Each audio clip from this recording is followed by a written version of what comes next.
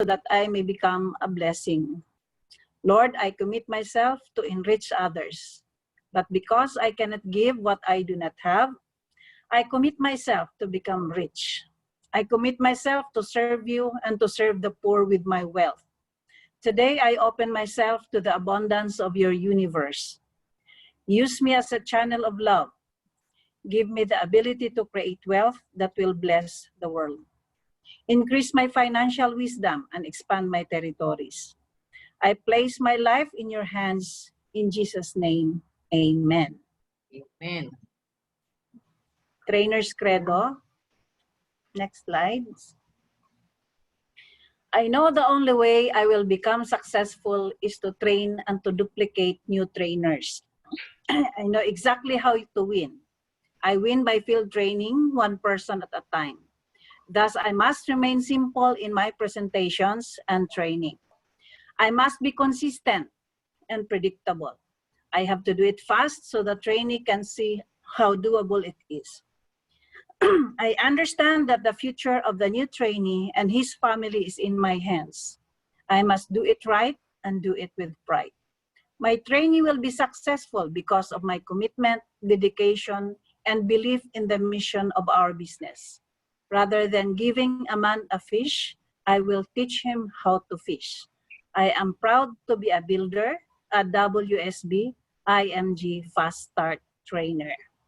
Okay.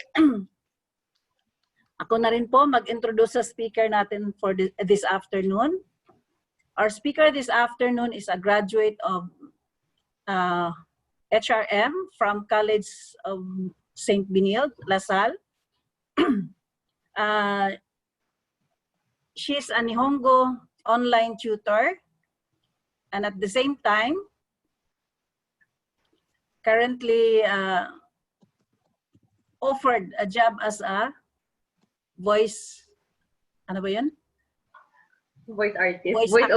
Voice artist in Japanese language. She's a financial advocate also, a financial educator, and she's now a marketing director of International Marketing Group. So let us all welcome our speaker, marketing director, Gian Eledia. Thank you so much, SMD Mommy, for the prayer and that, of course, wonderful introduction. So good morning, good afternoon, yes. Good morning, good evening, and good afternoon, everyone. I really do appreciate that you're investing your time to know more about what IMG is. And of course, the main purpose of this one is because we have to know first what is financial education. But before that, we have to introduce ourselves first, okay? So, for sure, marami sa inyo na nagtatanong is, what is IMG naman ba? Actually, IMG is, okay.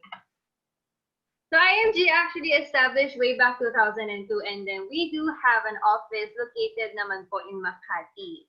But then, not other than that, nag-expand din po ang IMG. Meron na din po sila sa Cebu and other parts here in the Philippines. And even, as well with the help of the OFWs, nag-establish din po sila ng kanilang parang community or a group.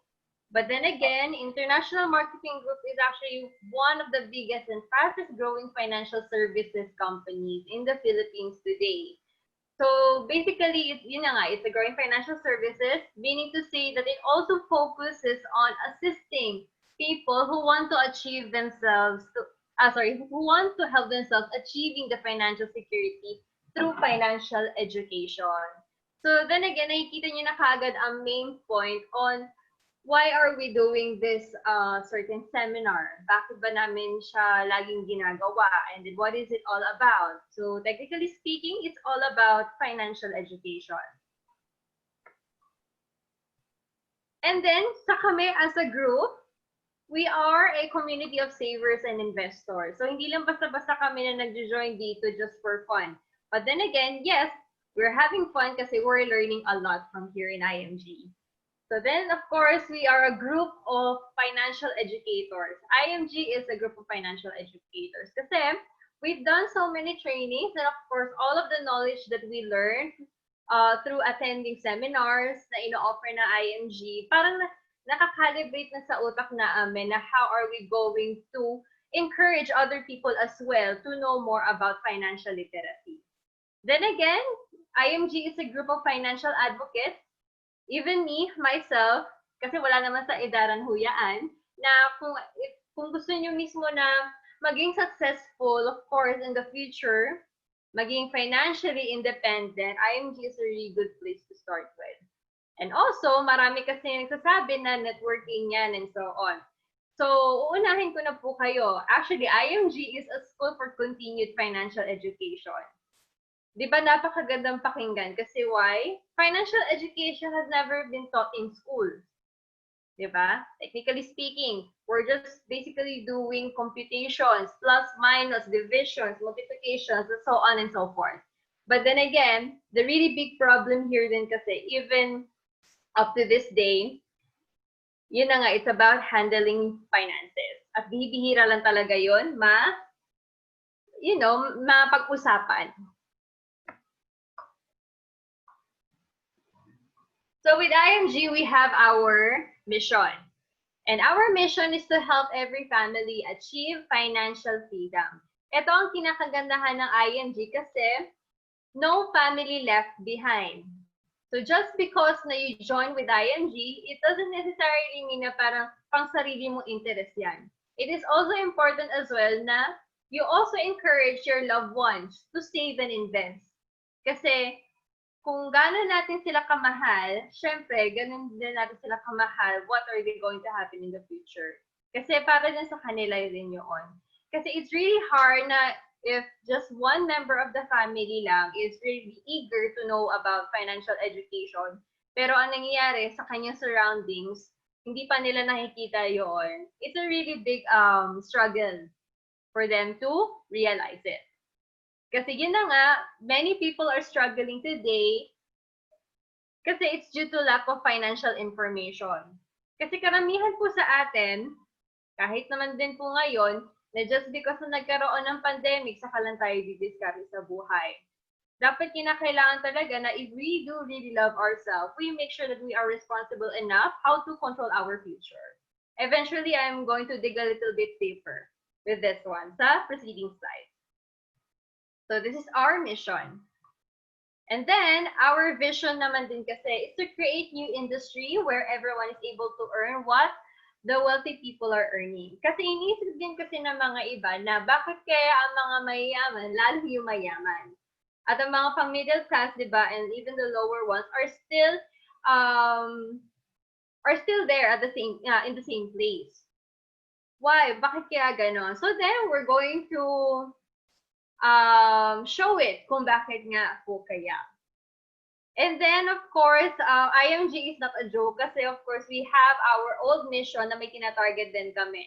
Na our first mission kasi was to achieve 1 million financially educated families by the year 2020. It was launched way back 2016 sa isang convention in Malaysia. And then the target date was June 2019. But then, luckily, nakumpleto nila by February. And then, we have our second mission naman din, that is reaching 10 million financially educated families by the year 2025. It was launched year 2019, but then, eventually, na-upgraded na din kasi siya. Why? Kasi sa situation din kasi natin ngayon, internet, di ba? Network natin, it's very broad. At di ba? It's a small world na mabilis na tayo kumalik sa mga informations na nakikita natin on the internet. Then, that's why they have decided to upgrade it na sa new mission, 30 million by 2030. Dun mismo sana natin ita-target din yan. It was launched way back on June 21, 2020. Year, of course, is 2030. Then, the status niyan is ongoing. So, right after this presentation, please make some time to think that, alam niyo yun, we have to make time to realize how important it is to have a financial education. Kasi why? Kasi ganito, why do we need financial education? Kasi I am giving here 3 points. Unang-una pa lang is mismanage of money due to lack of right information. Kasi ang nangyayari din sa mga ibang tao, we invest on something that we don't know fully know about it. Diba?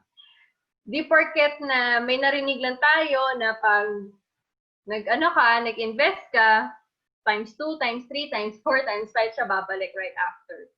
Parang ganun ang nagiging idea. Parang yun ang iniisip kasi nila na yun ang right information kasi doble or triple naman ang babalik na pera sa akin. And then, the second one is, of course, no control of money due to lack of discipline. Sa lahi natin, malaki tayo, isang malaking marurupok. Marurupok in a sense na hindi natin kaya na tiisin ang mga temptations sa pagbibili ng mga bagay-bagay, even pagkain, lalo na kung mamahalin. And of course, it destroys relationships due to financial issues. Kasi syempre, lalo na pag may nagbabaro ng money and so on, tapos hindi nakakalimutan na kaagad, ayun, doon mismo nasisira.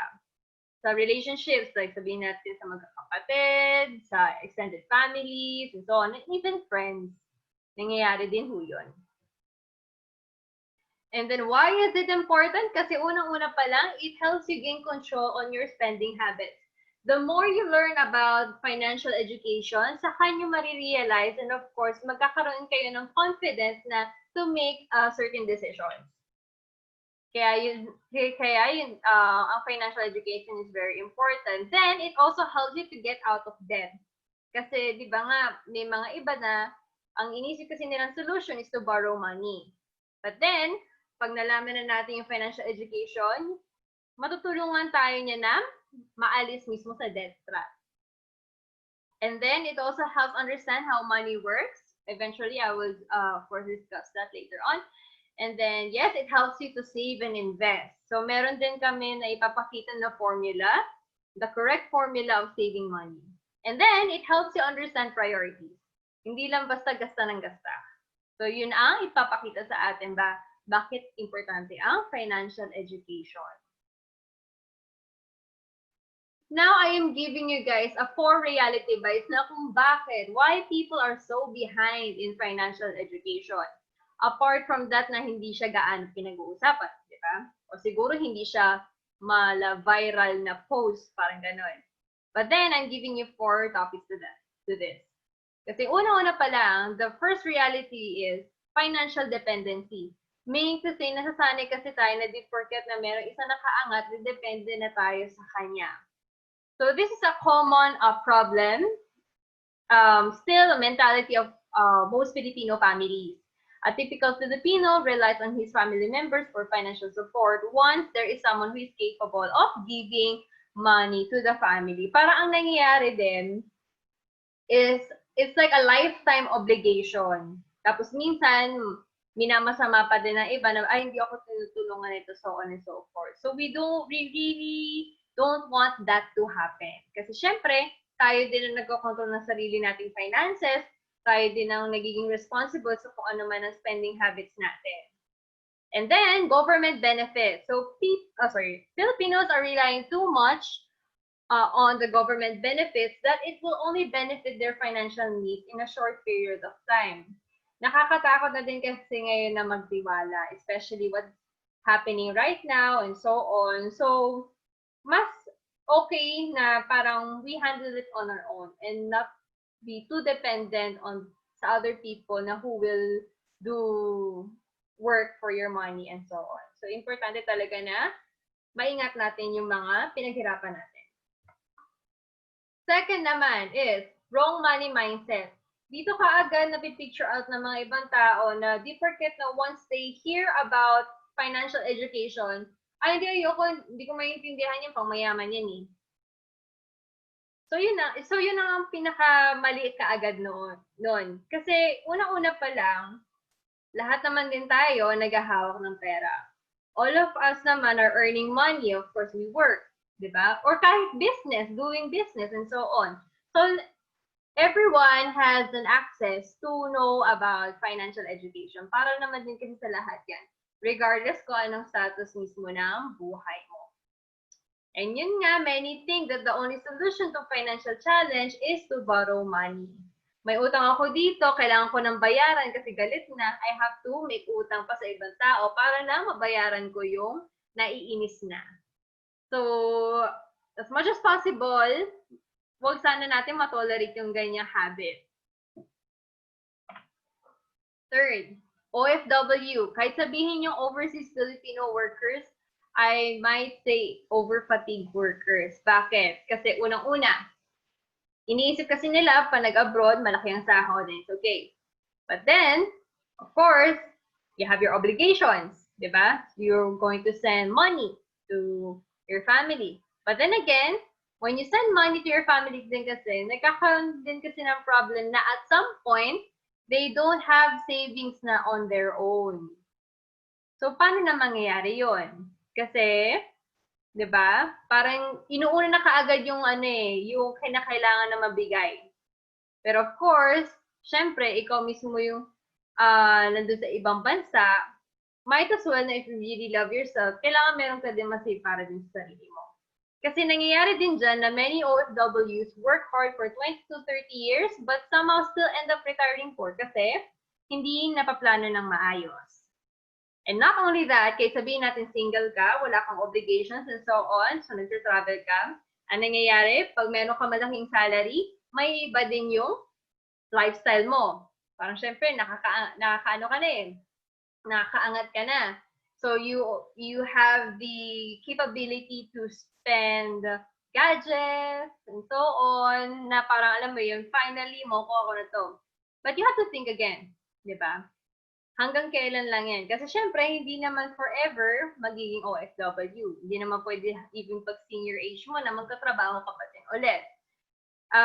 Ini-encourage kasi even yung mga young adults right now na kinakailangan talaga na you have to save and of course learn how to invest kasi eventually it will save you in your future. Ganun po siya.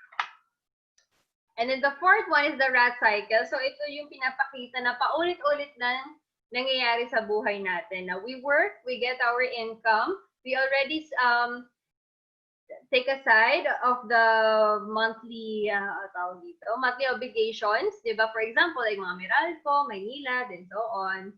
So, doon na tinatabi ka agad. And then, somehow, gusto ko i-reward ang sarili ko kasi pinaghirapan ko itong trabaho na to eh. So, then, doon pumapasok yung spending habits mo to buy something, di ba? Nasi-stress ako, gusto ko mag-shopping. So, ganun nangyayari doon. That eventually, wala ka mismo tuloy na si-save. And then, nangyayari lang din po dyan, nagtatrabaho lang po kayo para sa wala. Kumbaga, kasi, syempre, ang nangyayari po dyan, sa kaka-spend, wala din tuloy na si-save. So, yun po yun. Yun po yung 4 reality bites. Why people are so behind of financial education. Kaya po, on this certain presentation, I am giving you 7 topics why financial education matters. These 7 topics, it belongs from this book that it is called The Secret to Saving and Building Your Future. So ito mismo yung kay IMG and even kami, na binabasa din namin yan. Then eventually, na-realize din namin yung mga maliliit na bagay-bagay na it will help us pala really big. It will make a big impact if you really need to know about like certain things about this. Okay, the first topic that I am going to discuss is, unang-una pala, since financial education, we need to get to know about the basics. So, knowing the basics financial concept. Since karamihan naman din sa atin, we really want to achieve financial independence, let's not make it a point na hanggang pangarap lang din yun. So, of course, it is a priority yan that we should choose and we have to discipline ourselves na yun talaga mismo yung goal talagang ma-achieve natin. Kasi of course, dapat as early as now, we have to take control of our future. Kasi this will help us of course by learning how to make money, save money, grow money, and even protect money. Okay? Since karamihan naman din po sa atin na we really want to be financially independent. And then, what I'm going to show it to you first, that there is a structure, pero I am showing this first. But yes, of course, so be your own money manager. Dito natin ipag-aaralan po pala na how to understand how money works. Kasi we don't need to be too dependent on someone na sila mismo mag-aasikaso nun para sa atin. So anyway, ito po pala yung na-mention ko na structure. Kasi a friend of mine messaged me na, Jean, gusto ko mag-invest. Where do I start?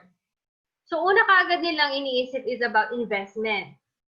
Take note, dito sa structure na din kasi na to, ito kasi yung tinatawag natin na weak financial foundation. Financial foundation kasi inuuna kaagad yung investment as a priority. So what are the investments? Yun yung mga, for example, sa real estate, mutual funds, stock market, and so on. But then as you can see on the other layers, di ba, may kita nyo na emergency fund, merong debt, life insurance, and healthcare. Pansin nyo po dito sa structure na to, it's not really stable. So eventually talagang mababagsak po talaga yan. Kasi in this situation or in this structure here that I am showing right now is kung inuuna mo ang investment mo pero malaki yung debt mo or yung utang mo, ang mangyayari po niyan, your investment will be nothing. Kasi may pupull out ka ng mga cash mo dun and so on. Diba? Yung mga shares mo. And then, saka mo lang babayaran sa debt. And not only that, wala kang financial security sa sarili mo kasi hindi mo na-protect ang sarili mo with the use of healthcare. Wala ka ring life insurance. And then, wala ka ring emergency fund. How are you going to say na you are already financially independent on this one, diba? Or very solid yung foundation mo, where in fact, marami ka pa palang utang. And take note kasi, what if something happens to you? Who's going to take care if something happens to you? What will happen to your family? Diba? Just in case man, pero wag naman sana. So this is the situation already na kinakailangan talaga, we have to make it a point to give some importance as well to protect ourselves, to protect our family, to lose, diba? To eliminate our debt. And of course, we need to have emergency fund. Then eventually, nandun na mismo yung kaya investment. Kasi, of course, ito na ipapakita ko. On the next slide po kasi, ito na yung pinapakita natin na solid financial foundation. As you can see at the bottom of this, nauuna kaagad yung healthcare, long-term and short-term. Of course, you need to protect yourself. Kasi ganun din, we never know what's gonna happen tomorrow, next week, next month, or next year. So, mapapaano yung investment mo kung may something na nangyari sa'yo, di ba? So, we have to protect ourselves. Second, we have to protect our family if something might happen to you, di ba? Kasi of course, with the using of the life insurance, it is an instant money for your family na in case na kung mawala ka. And then, of course, eliminate debt. Ito talaga yung pinakamalaking kalaban, pinakaunang kalaban sa lahat ng pag manage tayo ng personal finances natin. Inuuna talaga natin, kailangan alisin yung debt na yan. And then, we need to make sure that we have to have an emergency fund. Ang emergency fund, these funds kasi ito yung para sa mga uncertainties na nangyayari. Like, take a example sa nangyayari ngayon during this pandemic. Sabihin natin na nawalan kayo ng trabaho, there is a catastrophe, magkaroon ng pandemic. We need to allocate a fund for emergencies. So, 3 to 6 months, later on, i-discuss ko din yan. Then, ang pinakataas na dyan ay yung sa investment. Diba? So, napapansin niyo dito, this is what we call the solid financial foundation. You protect yourself, you protect your family, you eliminate your debt, you have your emergency fund, and you'll have your investment.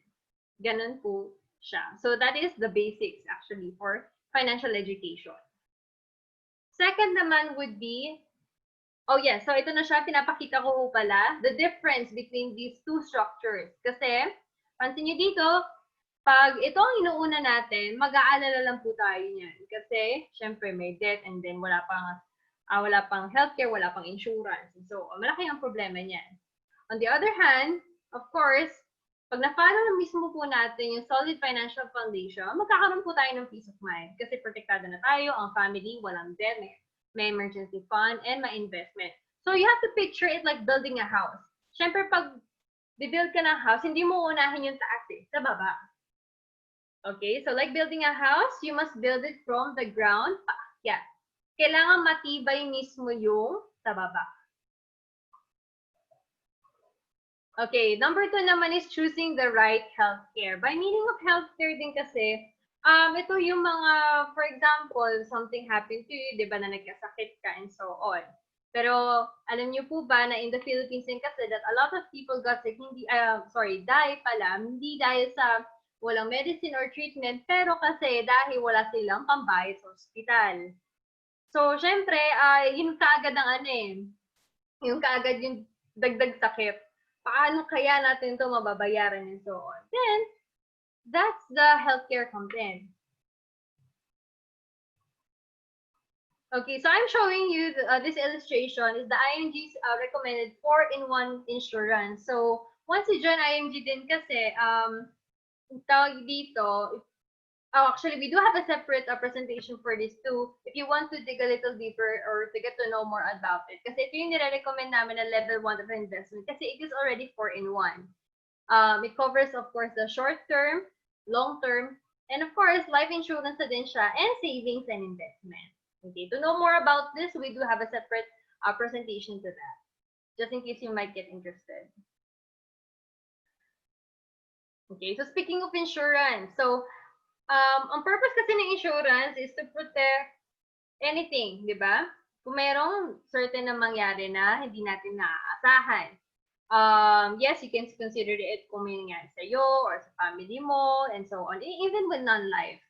And pansin niyo po ba, with insurance din ho kasi, for example, when you buy a car, you're making sure na kailangan insured siya. Meron siyang insurance. And of course, same with the house. Pag meron kang bagong bahay, syempre, as a homeowner, di ba, you need to make sure na kailangan may insurance yan. Pero the big question is, sa sarili mo ba insured ka? Okay, so it is also important kasi we never know what's gonna happen in the future. So, of course, yun yung purpose ng insurance yan.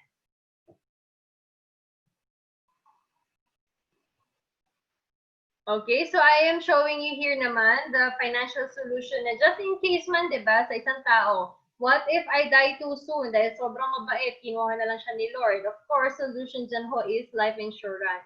But on the other way around, sa masyadong blessing na binigay ni Lord at mahaba yung buhay, ano ang magiging solution niya dyan? Kasi syempre, di ba, gagastos pa din, so pamumuhay, and so on. The solution to that kind of situation is meron ka dapat investment and long-term care. Okay.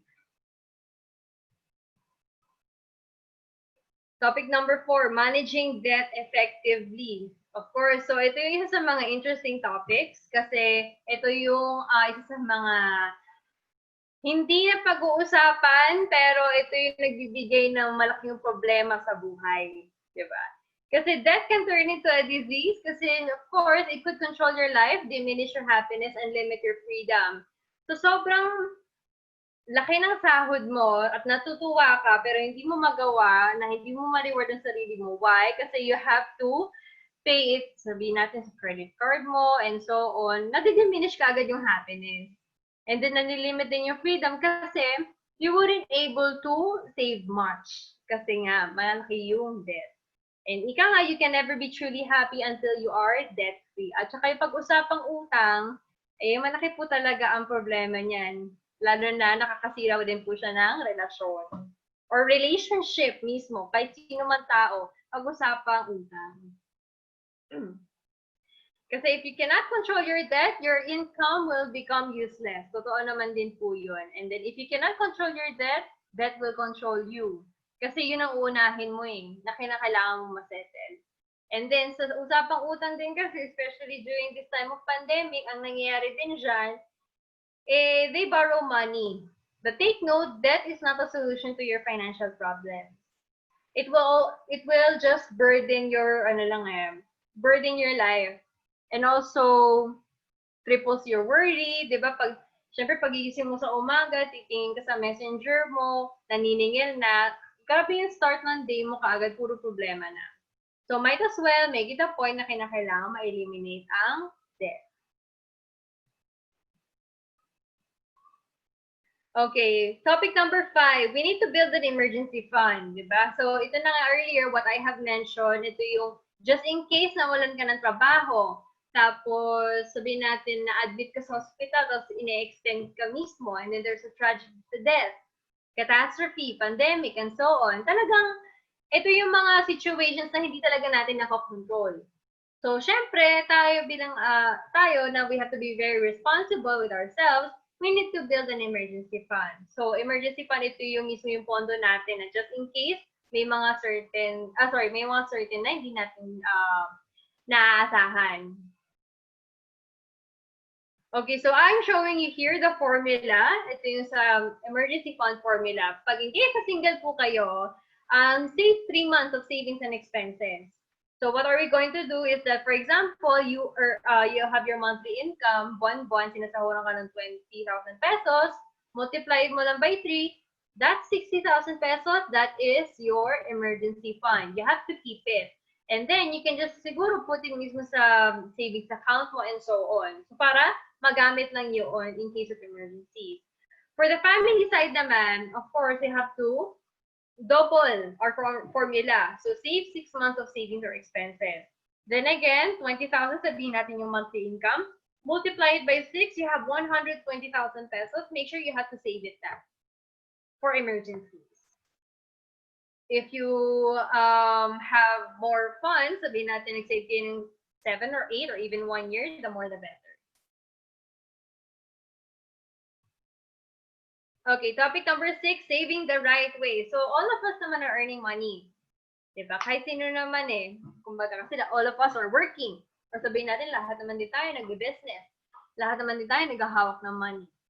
So, how are you managing your finances kaya? Paano nyo siya sinisave? What's your saving formula? In here, I'm showing you the common saving formula. Yung halos lahat ng tao ginagawa. Once you receive your income, tinatabi nyo na kaagad yung mga certain expenses nyo. Like, yun na nga, PLDT, Meralco, credit card, sa Globe or sa Smart and so on. And even your shopping habits, mga ganyan, mga online shopping, Lazada, or sabihin, Foodpanda, yung mga deliveries, ganon. Yun yung mga under expenses mo. And then, kung ano man ang matira, yun ang savings. Pero the big question is kasi, I'm going to show you an illustration. Okay, so you've worked 10 years already. Wow, nice, 10 years. And then ang annual income mo was 300,000 pesos. So that sums up with 3 million for those 10 years. But the big question is kasi that no matter na how much you earned that much, the big question is how much is your savings? Diba? Kasi it's not what you earn that counts, it's what you keep. Regardless kung malaki ang sahod mo or maliit, pero kung the big question is magkano nga po talaga ang savings? So now I'm going to show you the correct saving formula. So once you get your income or if you receive your income na, itabi niyo na po kaagad yung 30% from your income. Okay, so ito na kaagad siya. This is going to be your savings. You have to make sure 30% natabi niyo na yan. Kasi with that savings, you can invest it mismo with mutual funds on your, of course, your insurance and so on. Of course, under that 30%, 10% belongs sa tithes and 20% sa savings. Diba? It's still a win-win kasi itong savings na to, ito yung masisave sa atin sa future by investing it. And then, your expenses, that should be 70%. You have to work your way out on that 70%. Kasi you know what, guys? It's better to adjust your expenses than your savings. Okay. Since we're going to discuss as well yung sa cash flow. Okay, so what is cash flow? Ito yung in and out movement of flow of money. So dito tinitingnan kung kamusta mismo yung estado mismo ng pera natin. Like for example, I'm giving you this formula. Income minus my expenses, yun na kagad yung cash flow mo. So for example, that you have your monthly income na 50,000, pero yung expenses mo naman din ay 55,000. So meaning to say, you are already negative na sa cash flow mo. Negative ka na tuloy ng 5,000. which is that to say most people have negative cash flow. So, paano po natin siya gagawin? We must increase our cash flow. So, talagang kinakailangan talaga na meron madagdag pa na source of income. Okay, so how are we going to increase our cash flow? Unang-una pa lang, sad to say, pero we have to reduce our expenses. Live below your income, okay? Kasi tawag dito, dahil sa too much spending, we never think about what's gonna happen na din eh. Parang out of the moment na parang ang saya, okay, sige, go, G lang. But then, of course, hindi naman din pwede na laging ganon. So, yun na nga po. So, we have to reduce our expenses. Kung kinakaya na wag na munang mag-Starbucks sa labas, taste na muna din po tayo sa 3-in-1 na coffee. Ayun. Or sabihin natin na hindi ka naman gaano nag-text or nag-call, tapos naka-plan ka, might as well just stick to the regular loads na lang din. And take note, the goal is to be rich, not to look rich. And then the second one is earn additional income. So this is very close to my heart kasi dito mo mas makikilala ang sarili mo. Okay? Hindi kasi siya meaning na di porket na pandemic, saka lang magiging mag-discarte ang lahat. But then, of course, ibig sabihin, kahit mismo meron kang regular job, iba pa rin mismo na meron kang side hustle. Like for me, example, I worked in an airline before, but then I realized na super mahal yung mga ulam nila mismo doon sa airport. But then, an idea that I thought of was, how about ako mismo yung mag-aalok ng order? Kukunin ko mga orders nila, magluluto, then saka i-deliver. So yun yung mga certain na additional income. Not other than that, iba pa din as well yung doing online businesses. Like for example, teaching subjects online, di ba? Kasi ngayon, it is very famous right now kasi syempre natin po tayo naka-quarantine. Of course, yun na nga, we have to maximize our skills and talents. Yung mga naiisip nyo na nung panahon na wala pang pandemic at wala kang time, hindi mo magawa yung mga certain bagay that you really want to pursue.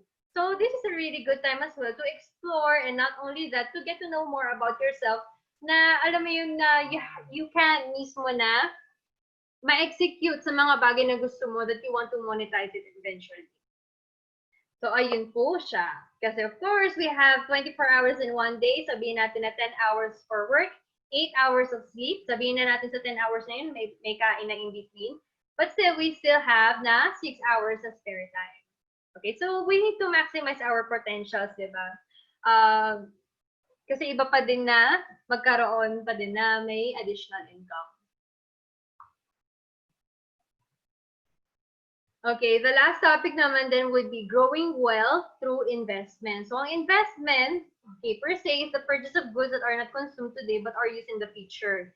And bakit kaya mismo big word ang investment right now? Kasi of course, why people invest? It is of course to build, to secure, and create wealth for their future. Para naman din sa future naman din ang mapapakinabangan eh. So ngayon, I'm going to discuss naman the rule of 72. Do not worry guys, I'll explain this as simple as possible. Dito lang po kasi pinapakita kung kailan po dodoble ang pera ninyo. The rule of 72, ito yung galing kay Albert Einstein. So pinapakita po kasi dito yung the idea of compound interest rate.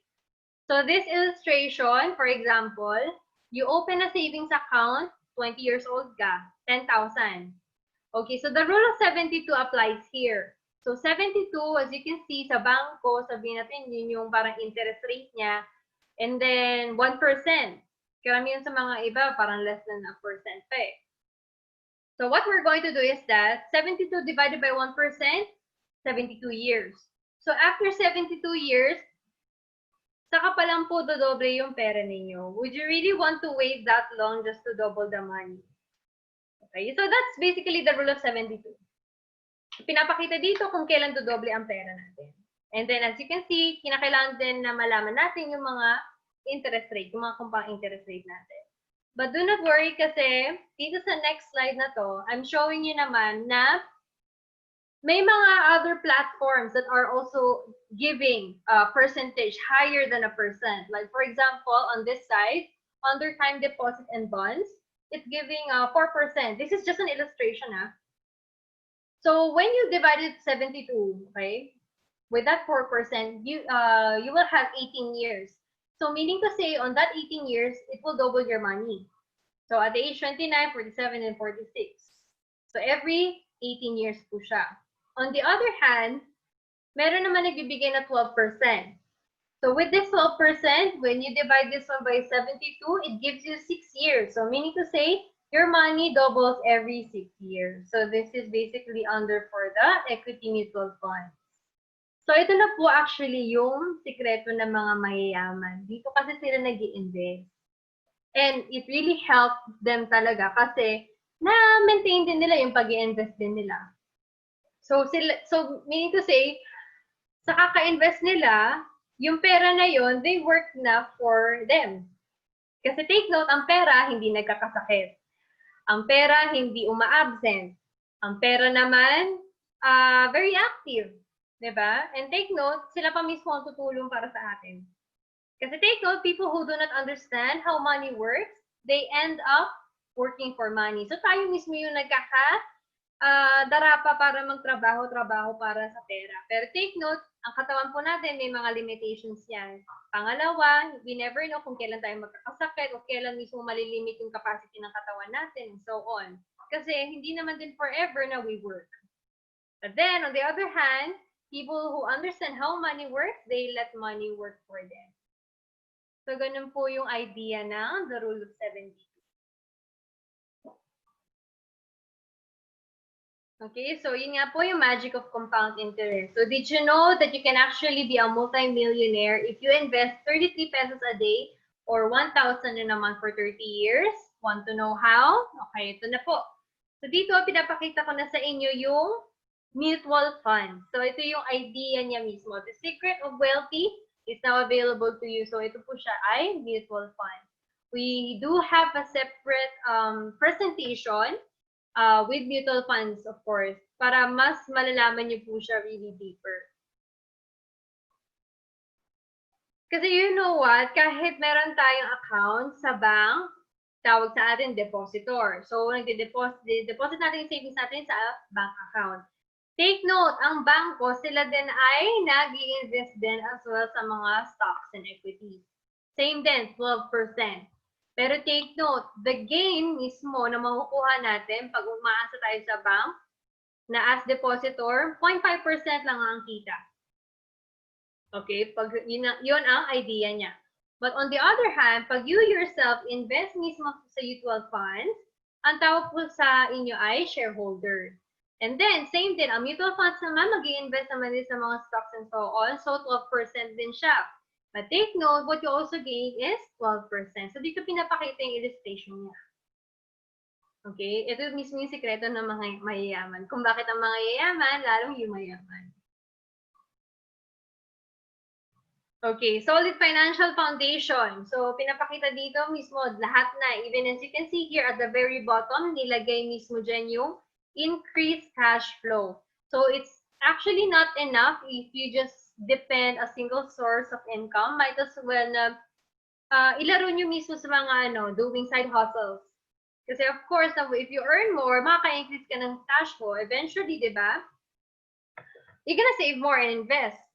And then, not only that, di ba, increase mo yung cash flow mo. Of course, you need to protect yourself. Kailangan mismo may healthcare ka. Second naman, you need to protect yourself para din sa family mo. And then, savings. Diba? Pag once, settled ka na sa emergency funds mo and wala ka na mismong utang. And good news for that one, kasi ang Kaiser kasi since it is 4-in-1, covered na po dyan ang 1, 2, and 3. Ang healthcare mo, life insurance mo, and even investment. Kasi Kaiser is also an investment. Okay, so what IMG can offer to you? Actually, si IMG kasi, it is a new concept in the financial industry. But basically, ang idea kasi dito is that once you join with IMG, you're going to receive variety of, how do you say this, mga workshops and also mga resources about financial education. It is a platform as well, membership platform that helps a lot of people to get educated. Kasi of course, lahat na dito online na halos, dun na mismo natin na-access yung mga financial products and services. And not only that, ang IMG naman din, meron din silang mga certain trainings and support to manage mismo ang finances natin very well. Okay, so I'm going to discuss here thoroughly mismo yung sa mga benefits na under IMG. Now, once you join with us, unang-una pa lang, you get to have a free ebook mismo. Available ito sa portal natin. Mas malalaman niyo po siya a little bit, actually, more. Yes, mas malalaman niyo po yung mga other information kasi, of course, I just got some lang din from the book. Second naman, the benefit, free ebook din siya. Actually, our orientation ngayon, it doesn't end here. May mga series dito na workshops na for us to know more about it and of course, how are we going to manage our finances very well. Kasi bakit? Super ganda ng mga workshops, I tell you. Kasi una-una pa lang, meron ditong workshop about increasing cash flow and debt management. We also have building a strong financial foundation, kung paano mismo mamonitor yan. And meron din po sila yung sa mga assets, di ba, building wealth. And then they also have like a retirement planning and wealth preservation. And not only that, if you're interested to be part of us as well, being in a business in the financial industry, we do have a workshop to that. And then, for IMG naman din, we have here yung free financial checkup. Meaning to say, pag ang checkup mismo or yung consultation, dito chine-check mismo yung estado ng katawan natin, kondisyon, and so on. But with financial checkup, i-check po natin dito yung kondisyon ng wallet natin. Okay, so we have the free financial checkup. Number 9, we have the Associate Financial Planner. If you're interested to become a financial planner as yourself, ang IMG, once you join with us, meron siyang mismong exclusive member price. And then, we also have here yung sa MB Life, Manila Bankers Life, na up to 300,000 free personal accident insurance once you join with us. From associates to MD, 100,000, mismo pag nagpa-member. And then, pag once na-promote ka eventually, the higher the amount that you'll be given to. And then, we have Fidelity Life. We have Fidelity Life. Now, once you pay, one-time payment siya, 500 pesos, you're covered with 50,000 under Fidelity Life. And then, we have here yung sa IMG Vision Care para po sa mga nagsasalamin. Meron siyang free IMG and Kaiser frames. With multicolored lenses purchase, maximum of 2 pairs pa in a year. Hindi pa na, look. And then under Kaiser naman, syempre, we have the healthcare products and services. Yun mismo 4-in-1 na investment. And of course, we have under MD Life, the life insurance exclusive to IMG members. Then, ito ang kinakagandahan mismo sa Kaiser kasi if you join with us, ang ino-offer mismo ng Kaiser Medical Center, meron ka free unlimited consultation sa Kaiser Medical Center. Kasi magkakano ba usually yung consultation fee? So, maabot ng 300, 800, minsan pa nga 1,000. And not only that, meron din ino-offer ang Kaiser discounted medical services for members and their immediate family. And we have naman dito is under Solvivo funds or Ramper. Ito naman yung sa mutual fund. Then, once you join with us, automatically makaka-open na kayo ng mutual fund account. Then, from there, you can start investing na through mutual funds. For as low as 500 pesos per month. And yes, nagko-conduct din po sila ng mga seminars na only exclusive lang mismo sa IMG members. If you want to know more about mutual funds and stock markets like under sa My Trade, meron silang mga seminars na galing sa kanila mismo. We have here yung Ozone International. So, access to ozone therapy at members price. Dito naman po yung mga nakapabata.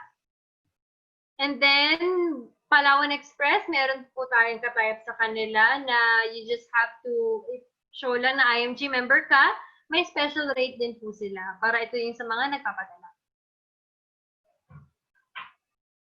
And then we, aside from life insurance, we also have yung dito yung non-life insurances, like for example, for car, travel car insurance, personal accidents, and so on. Just in case that you are interested in to buy some of the real estate companies, like for example, SMBC, Ayala Land, DMCI, may mga members discount po tayo dyan. And then we have here yung special discount on memorial lots and interment packages under Haven of Infinity.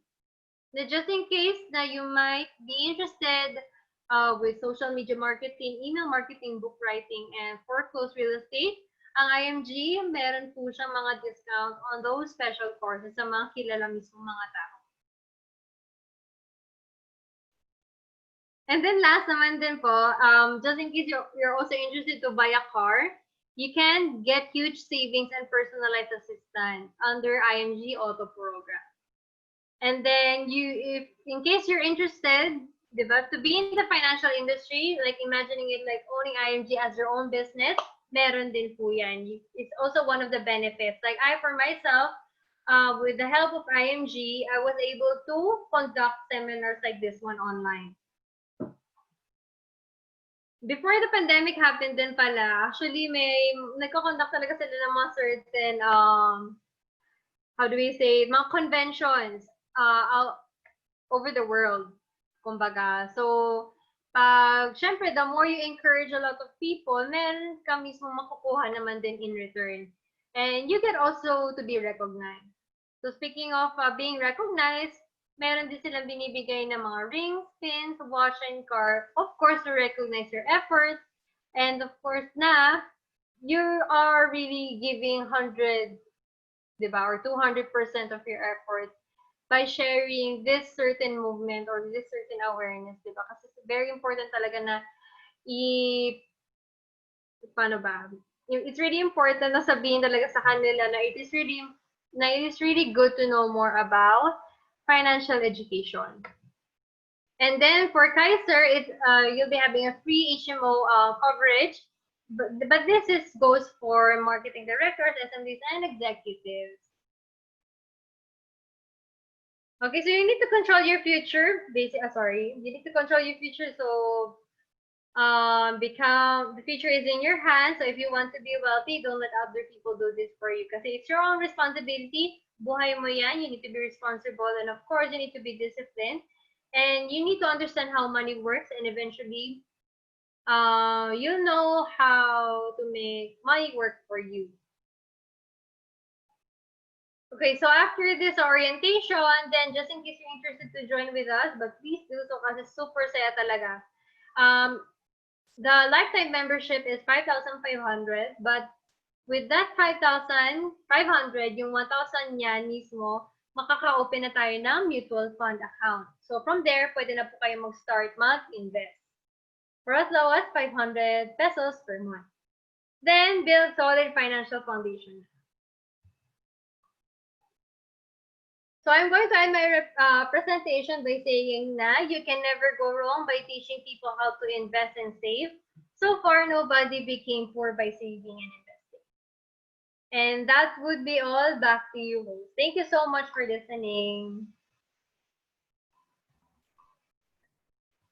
Okay, congratulations, MD Jean, for that wonderful presentation. Bigyan po natin si Jean ng wonderful virtual clap. Ayan. Okay, Tita Des. Ayan, meron po ba tayong mga question or any shout out? SMD Johanna, I believe you have guests. SMD Johanna. Thank you very much, MD Gian. Thank you. Sabi nga nila, yung presentation mo daw is laging parang kiss. Hindi yung kiss na actual, keep it simple and short. Ayan. Yes. Ayan. SMD Johanna, meron ka bang how about you, Ma'am Noraisa? Do you have any question po? And si Ma'am Berel from Alcobar. Pwede na po yung ating speaker to accept your question. Yung ating millennial, o di ba? Ang edad nyo po ay halos sa kalahati ng aking edad.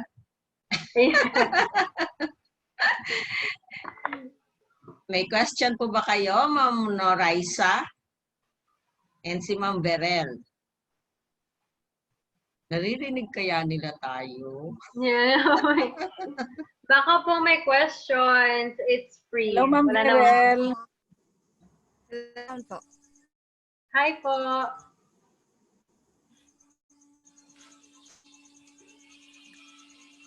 Hi, Ma'am Ma'am Noraisa. Noraisa.